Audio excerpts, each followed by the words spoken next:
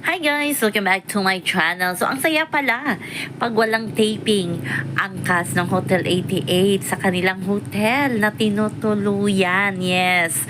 Nagtipon-tipon ang mga kapamilya PBB housemate na sina Esnor, Bianca, Brent at Clarice de Guzman. So, isang kwarto. Kaninong kwarto kaya yon? At nandoon din si Dustin, si Bianca.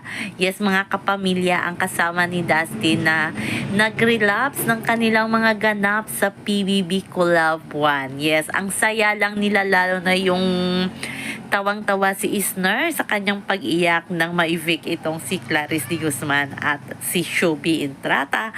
Ang shock lang. Ngayon lang siguro nila napanood at medyo natatawa sila sa kanilang mga pinagagawa sa loob ng bahay ni Kuya.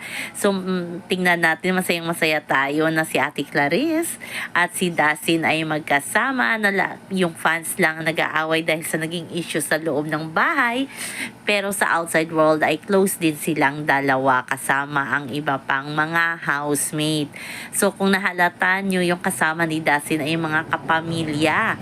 Sina Bianca, Clarice, Isner at Brent. Di ko nakita doon si River Joseph. Baka may scene pa or nag-shooting. So hinanap nila si Will at si Mika kung nasaan.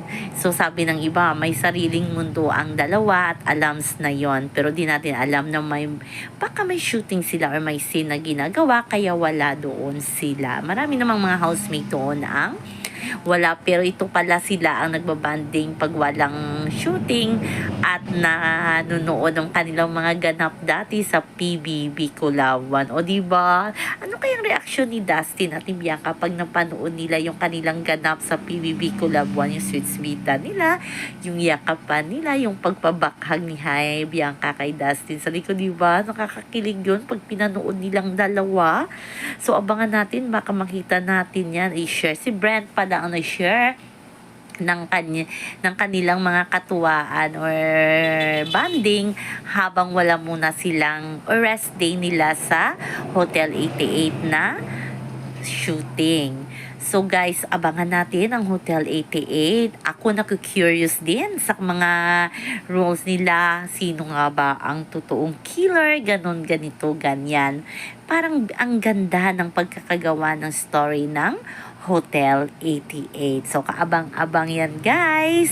Support natin ang lahat ng PBB Collab Housemate Season 1. So, yun lang po guys ang ating update sa ngayon. Hanggang sa muli. Bye-bye. Always remember, huwag po tayong baka-stress. Please like, share, and subscribe my channel para ma-update kayo sa mga bago kong upload. Bye-bye. Love, love, love.